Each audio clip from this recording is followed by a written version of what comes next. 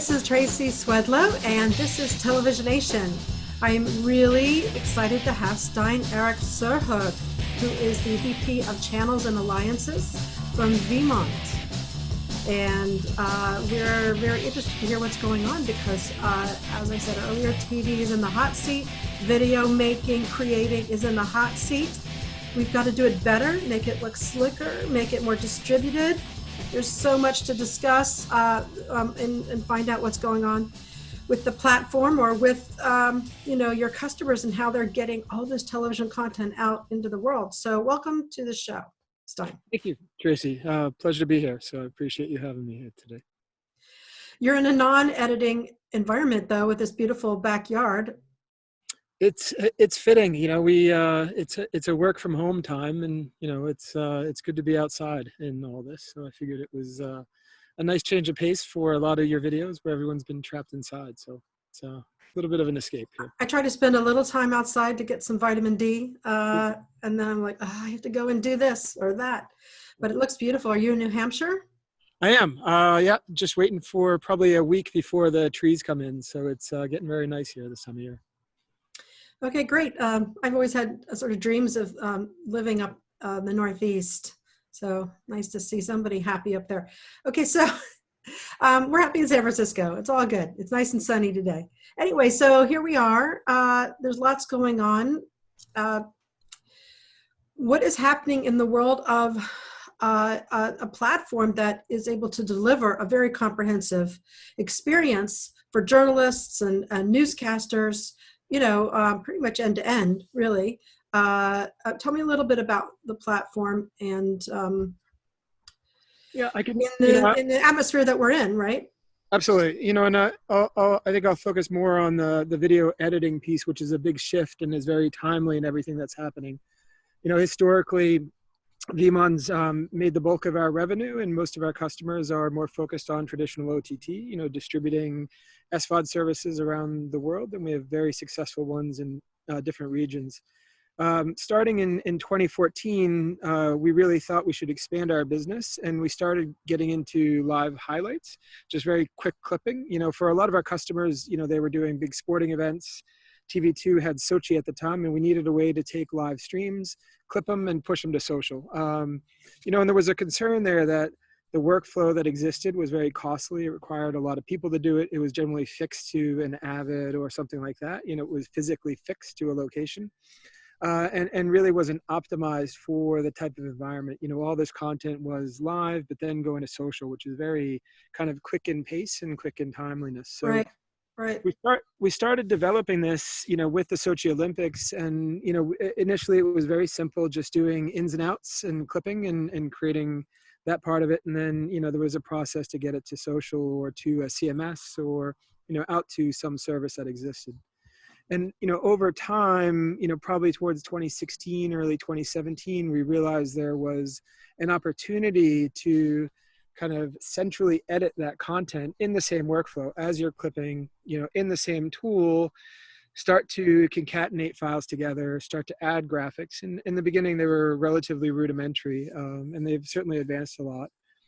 Add audio, do all this workflow in the cloud, take advantage of, all these laptops people have, and build a mechanism then to deploy them very quickly to social, which has become so critical to all video services, right? You want to drive people back to your service, especially if you're news or sports. You want to leverage the ability of social. You want to get content that's viral, and you want people coming back and, watching your stream, watching the rest of your content. And so we started seeing adoption, here in the US. We had, maybe I didn't clear all the customers I could mention here, but we've had very big customers, news customers and sports customers here in the US using it. And they found a good use case, and some of them, and this was 2017, 2018, saw that they could now start to do some of the work from home, if they had to at night, from live content, push it out and get the work done, not having to run into the office. They're able to do this without, physically moving assets. And that's one of the things that gets solved here. You're not moving. What do you mean by not physically moving assets? Yeah. So, you're in a single application, you're cutting from live, you're editing that into new content. So you're not taking it, from some live source, grabbing a clip, FTPing it, you're using a spare or whatever it may be, jumping on an Avid or a system that's physically, in your office, Mm-hmm. editing it, putting some effects on it, and then uploading it to a CDN or pushing it out to social or sending it to another team, right? So some of those workflows, the way they were set up, and this gets even longer in post workflows, but this was taking 20 minutes to an hour just because you had to transfer files, you had to move them between systems, Right. and there wasn't a quick integrated way to do all this that was producing professional content. And we realized there was good opportunity there, and we started to get inroads and found customers that started to adopt it. They improved the workflow, and we've always seen and recognized that this is going to be a challenging thing for the industry at broad to adopt. You're used to being physically locked to a workstation. You have a SAN in your in your building in New York or in LA or wherever the studio is, right? There's physical access and content to it. And so it was one of the things that was slower to adopt, the ability to edit in a browser. The editing functions tend to be very snappy. You have, editors, if you've ever sat with them, they're very kind of hand-tuned engineers, right? They know exactly where all the keys are. They know all the shortcuts and hotkeys and everything. And everything they're editing has to be very quick and responsive, or it loses function. So there was hesitation, in general in the industry around doing editing in the browser, through a non-fixed system. Yeah. And so we proved that out. And so, you knew that was a resistance barrier. And then graphics themselves and applying that, there's complex systems to do that. And so doing that in a single application, we always knew would be adopted. And kind of for us, this last 3 months, 2 months, or however long it's been that we've been, trapped in our houses and at home or beautiful About 2 backyard. months. About 2 months. Feels like forever sometimes. Losing track, right? Yeah, we're all going mad. But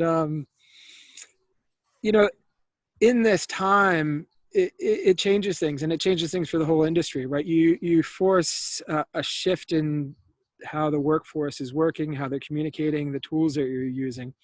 So as people moved home and started having to work from home, their jobs didn't change. Content needs to get pushed out very quickly. It needs to be high quality. You still want to leverage social and all those things, but the tools that you had or the access that you had isn't as easily accessible to your whole team from home. It's not set up that way. It wasn't designed to work that way. So people moved in with solutions that were you're using things like VPN, you're remote dialing into a system, you find ways around it, you find ways to produce it, but the workflow becomes even more cumbersome. And through this time, we've had a very busy 2 months now. We've had just a flurry of people reaching out to us. We've marketed towards the benefit and how this makes it easier, and as we start to return to offices, some of the workforces found it, very pleasurable and enjoyable to work from home, and they'll continue, and others, will want to be more in an office with their colleagues and friends and things like that. But in this time, as they've adopted technology like ours and competitors, they've seen this is workable. The quality of the product they're creating, the ability to get these live signals, edit them in the browser, to add the graphics, to clip it, it's been responsive, and then push it out. The workflow has been proven out, and that never goes back in. It's been proven, and this is one of the areas in our industry that people have seen there are different ways to do it. And I'm sure you've had many of these conversations with people, but the way we're producing TV shows, the way we're producing news, people are out, with, I've seen like live view cameras or TVU cameras, people are physically on their iPhone, with some earbuds actually producing TV shows. And then the quality's decent and the cost is greatly reduced. You don't necessarily need to build out these massive broadcast centers with heavy loads of equipment. You're able to do things much more distributed with, services in the cloud that you can access and use compute time to be able to do that. And so a lot of those business models, or these things that have been hesitant in the industry to be adopted, they've been proven out just like they were in other industries. we often say broadcast is sometimes, the broadcast or TV industry is like 20 years behind in certain aspects of technology, right? I was in telco 20 years ago, and we were doing essentially, cloud-based billing for the telco providers, the infrastructure, right? And, it's been very slow to get the adoption in the industry, but now it's been proven out. You can still produce TV, it's quality. You may not have like the mil spec, broadcast infrastructure and hardware you once did in this, but you're able to get content out there and people are viewing it on a whole slew of different formats anyway. They're viewing it on the web, on mobile, on tablets, all of that's happened from the end consumer basis or smart TVs that are connected, but they're not just watching it through cable. The expectations are different, what you're getting as a content. It's very much a changed industry. And I think this period for a lot of technologies, it proved this will work. You can create good content. You don't have to think about broadcast infrastructure, broadcast technology in the same way. Sure, it is still very high quality video. It needs to be, running at all times, right? But it's just a different way of delivering it, and the technology that you use is different. So yeah. We're definitely seeing some other companies emerge, or at least become more willing to be more proactive about having people be aware of what they do, that deliver mobile phones, content from people's mobile phones from all over the world, people's content from like sports, celebrities or other celebrities or newscasters in their homes using their phones. So, bringing all of that mobile content in somehow and ingesting it and somehow creating an experience that looks slick, even though everybody's broadcasting from their home. I think that's kind of what you're saying is bringing all that content in. It's a complex process. And then also, I'm definitely very curious about how the broadcasters are just starting to innovate and create actual programming using the characters or the actors in their homes to create broadcast, programming, storytelling. CBS just did a project called All Rise the other night. So, it's a very interesting time to use an editing platform like this, where you're using all sorts of different video sources, figuring out a way to make it look great, and then being able to edit it quickly. And of course, the news industry, as you're saying. Yeah, and and the benefit to this, news and sports, it's so just in the news cycle in the world we live in, a story lasts maybe 20 minutes, unless it's very controversial, and it'll last till tomorrow when it gets replaced by whatever's next. So the workflow to support it and the mechanisms to get content out there have to be so very quick and simple to use.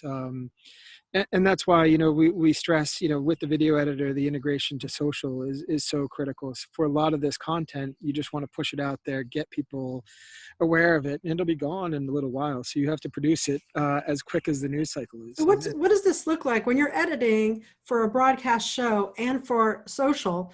Is this all on one screen where people are editing and then they can sort of push those assets out in the right formats? Or give me a sense of what someone's handling.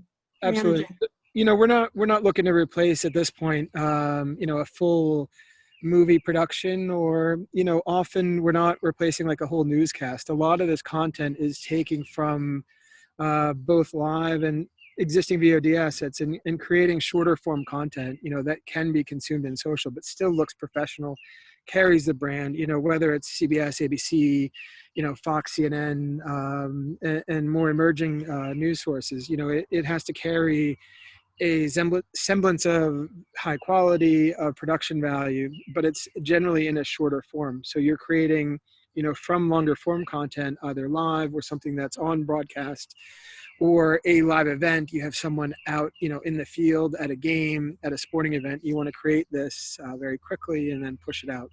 So we see a lot of there's a very sweet spot for the content being produced to us, and it's certainly not a limiter, but we see content that is 5 to 10 minutes being produced for social to drive traffic back as being one of the sweet spots that we're addressing very well. We've had other customers that have taken whole live events, 3-hour live events, and recorded those too, and use those, as as the repository for their whole live event. We have customers. We have a very big news customer here in the U.S. that is using this for all their live archive as well. And so it's a solution that we created together with Zixi. Zixi is doing the live transport. So we're taking their 24/7 news stream. It's a cable news network. And this has replaced their existing live archive, right? So now we are archiving all their live content from their channel and making it searchable through closed captions through our editor, where you can actually jump to a point. So I can go back, if I know keywords, let's say it's a stock oriented thing, I can look up Apple, NASDAQ, jump or drop, I can use a search there, and then I can actually jump into the archive in this tool to that point, and then I can clip out that part of the segment, a month later, 2 months later, or something like that.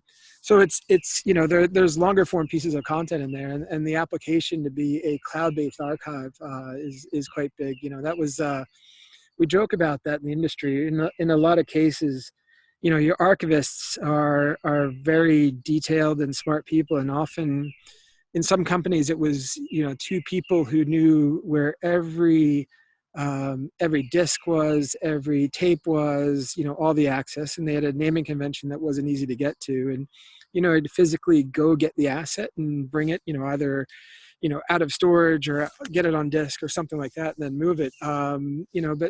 But that knowledge is disappearing, that process is disappearing. And so with that tool, we've given, a very quick way to have, instant access to their whole live archive. And then, through the editor and distribution mechanisms, they can push that out further to whatever, if someone licensed that part of the archive, if they want to push it out for a story, if they want to use this, it aired 2 months ago, but it's relevant to something that's happening in the market or something like that now, you can grab it very quickly and then make a new piece of content out of it. So you keep mentioning that you have all these big U.S. customers, but you're not naming any names. So I'll name them and then I'll get in trouble. But so this one is for, and we'll see if we have to edit this out. But so this one is for CNBC, that one I was just mentioning. We've had customers, Reuters has been a long customer of ours, and they've used our whole OTT platform. It was, they did Reuters TV with us, which was, their first B2C application, which was that personalized news service. That's really where we started getting some of these ideas of like concatenating shorter form news into a very personal experience. We have, Comcast has been a long-term customer of ours. They use us more on their channel store and this type of thing. For the editor, we have like emerging sports companies like Flow Sports uses us.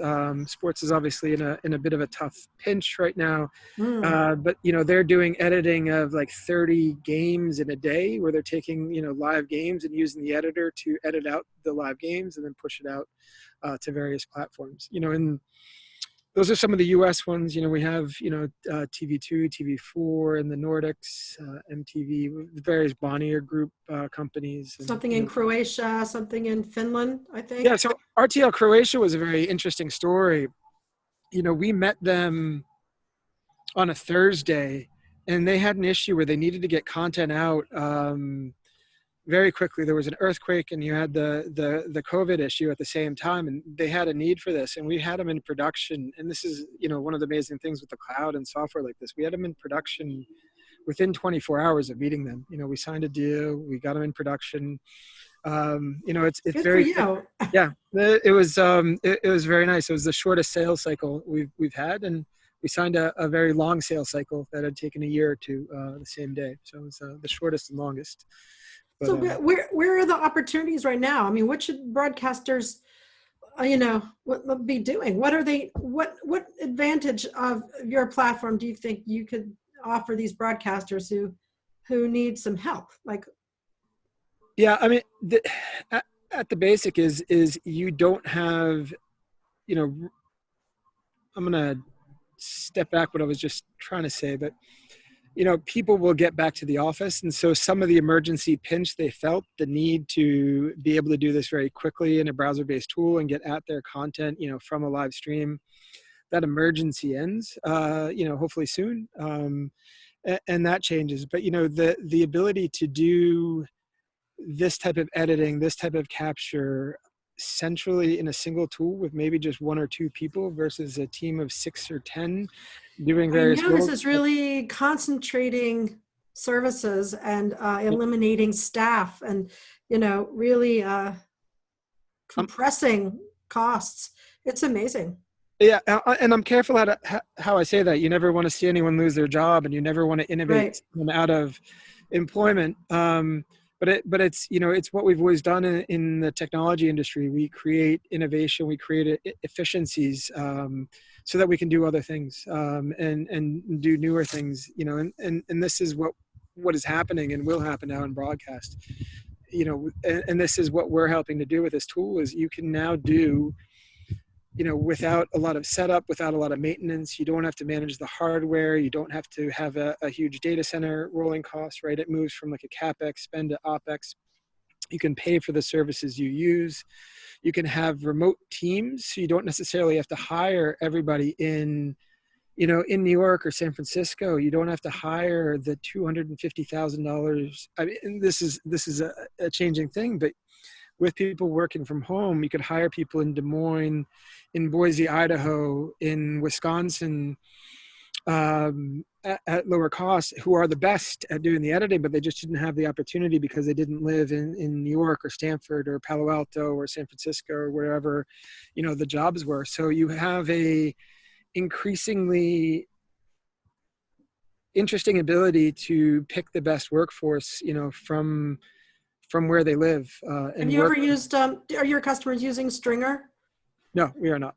Oh, Okay. they may be. We're not using it personally, but yeah, No, it's but they've spoken at our conference in the past, and that's exactly the service that they offer. Not that I'm giving an ad for them here, but they have remote teams around the world who are, high quality. But anyway, it's an industry that's moving more and more towards distributed services. exactly. Right. I mean, but back to the topic of working with your sports broadcasters and how they're working with archived content. One thing I think that is missing is that they're not delivering perhaps metadata, interactivity. They're not providing new services yet. They're not innovating in a way that would allow them to monetize all those old long tail assets. I Right. feel like, is that something that you might be able to offer on your platform to build those kinds of files? I mean, obviously you can't offer interactivity on across broadcast platforms right now, but in the future, perhaps with ATSC 3.0 or connected TV platforms that are ramping up, I mean, there's many other ways to do it. What do you think about that? Yeah, no, I think there's a couple different aspects to that. The metadata and the metadata creation of the assets is an important part. So, whatever mechanism, and there's a lot of good initiatives in AI through image recognition, facial recognition to extract metadata, from objects in video and categorize that. I think that's the first step in being able to create value out of this is the cataloging or categorization of the content. And, I know you've spoken with many companies out there and we've worked with various ones in the past. And just being able to do that, I think there's still a high running cost on some of those technologies from like compute time, facial recognition. The easiest way to do this, most cost effective is through speech to text, and that's probably the quickest way to do that. And that's similar to what we're doing with the search through the closed caption. We have a project we're doing with IBM to be able to create through speech to text, to be able to just essentially create all the text objects around the video content, and then you can categorize that into useful metadata. There's services like Amazon Recognition. There's various smaller vendors out there that are competing in this space, and through speech to text you get a fairly good taxonomy of what the videos have, what the data is. So I think that's the first piece in all this, right? You need to just index that content, and we have efforts, and customers of ours are doing various points in that. There's great People have been innovation. trying to do that for a long Yeah, time. I mean, I remember reporting on a company out of Carnegie Mellon in the 90s. yeah, That was trying to do that exact task. It's still an emergent industry, or at least one that needs to be more affordable. perhaps? It's the cost, right? It's still very expensive in CPU time. But yeah, similarly, one of my first jobs, I was an IVR engineer. IVRs are like interactive voice response units, for phones, for like billing. You dial in and they'd say, press yes to continue, and then it wouldn't understand you, and you'd get frustrated and you hang up and you'd speak to an operator, right? But Right. we've come further than that. But yeah, it's still limited, but I think you're getting, and depending on the service, you're getting at least 80% valid, returns. There are companies that say through a process, they can add, through human editing afterwards, you're getting up past 90. There are newer companies out there that are saying they're getting, close to 95% accuracy on the results out of this. And we'll see. And I think those ones are very CPU heavy, but the accuracy is getting up. And where it's not, there's business processes that do some human intervention at the end to kind of clean it up. So what's on your priority list, or Vimond's priority list, in terms of improving the platform in the next few months? So we're making it easier to tie in. We're adding on the video editing, we're adding EDL support so that we can actually do proxy editing in the cloud and leverage existing on-prem, Adobe or Avid infrastructure that's existing, right? And so you can actually do, proxy editing up in the cloud at a lower res, not moving such high files, create an EDL output and go back and finish it, in the existing workflow. So I think that'll be a fairly large innovation. We've done a lot of work on the graphics side. Right now, what we support is a mechanism to create an output in After Effects and apply that within it, which makes it quite rich. But as the whole industry does, everyone's catching up to very high quality animated broadcast graphics. A dancing robot or dancing image. I'm trying to upgrade too. My editing skills, or our and motion graphic skills, are improving by the day. So we're all in this together. Video editing. Right, have video editing. Right, that's it. Yeah. Video editing is the new phone call. It is. It's well, not phone call, but it's the new way to communicate, right? You see what I'm saying? Well, it's so used to it. Like I'll use an example. Like my daughter is 7, and just because we live out in the country, and in New Hampshire we don't pay taxes, so our schools suffer.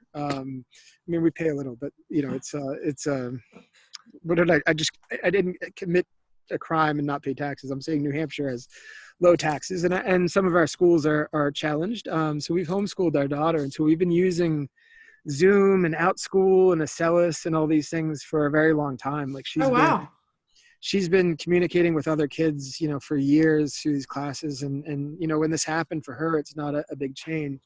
But the big change is her and her friends, and I'm sure everyone experiences this. They're doing, they're hanging out with each other on Zoom. They're into creating video and like presenting what they're doing. She's recording herself, playing like Animal Crossing or something like that. And the next step is, getting into the editing piece and then sharing that with their friends. And like we said earlier, how about a consumer version of Vimond? Yeah, for the kids. And that's where we're getting, right? You have to make it a little simpler. Some of the editing functions are meant for professional editors, but once you start to learn, you can automate some of the more complex functions and make, single button or templates and things like that. And even for editorial teams in major media companies, a lot of their work is relatively repetitive. You have standard, end cards, you have standard, graphics that you apply. So if you create very good templates that they essentially just take these video segments, pop them in here, and then push them out, you've reduced their time to eyeballs even further, right? And then they can, yeah. I would also say that the live streaming industry needs you. There are not a lot of great platforms out there that provide a real professional, slick, overlay rich animation, motion graphic experience. I think there's an opportunity there. Absolutely. What do you think? No, I think so too. And, going down that in live, one of the things that's emerged well, and, we've been talking with them for a while, is the esports companies. Even traditional sports distributors or sports channels are showing esports increasingly, but they've had a huge boom right now. And that's a very demanding audience. They have very, Oh yeah. the, yeah, just the nature of gamers and things like that, right? But they want very rich graphics. They have players, they want the animations. It's a level of complexity, and they're moving very quickly into this area, and they're becoming a go-to destination even before this was happening. But now, and they have been very quick to adopt their whole broadcast workflow in the cloud. You've read stories, Blizzard's been doing a lot of good work in moving, their whole broadcast production into the cloud and using cloud technologies, Right. similar, and that's not to say traditional sports haven't. You saw the NFL draft was very successful doing their kind of at home ratings wise, and the production quality. They were very innovative about what they did. Yeah, absolutely. So you're seeing that, and I think you've even seen like the sports leagues themselves adopt, they're having players and teams play, FIFA for our customers who have like English Premier League soccer and are expecting that, the players are playing FIFA against each other, and you have professional commentators talking about it and, making it an experience and that sort of thing. So, yeah. Well, there's lots more to talk about, but we're kind of out of time. We're gone overtime a little bit. So I try to keep these conversations manageable so people can actually get through from the beginning to end. Cool. So I think we're going to have to wrap it up, although I'm sure I have a lot of other questions to ask you offline. Sure, no problem. Another time. I think we covered everything. Yeah, that was fun. It was really cool to talk to you. All right, sounds good. Thank you so much. I'm looking forward to seeing new updates from Vimond. And feel free to, if you have a new version for the consumer or for live streaming, let me know. We're here to, we'll be happy to be a beta tester. Sounds good, Tracy. All right. Thank you so much, Stein. I really appreciate it. That is Stein Erik Sorhaug. It's good. It's a very Norwegian name, so I appreciate the effort on it. And we'll be seeing you very soon. Hopefully, we've got our own virtual event coming up this year. Cool. So stay tuned for that. Thank you so much, everybody. This is Tracy Swedlow, host of Televisionation. Contact me if you'd like to be on this show, have a conversation, create a panel, maybe with Stein. That'd be really interesting. All right, take care, everybody. Thank you so much. Bye.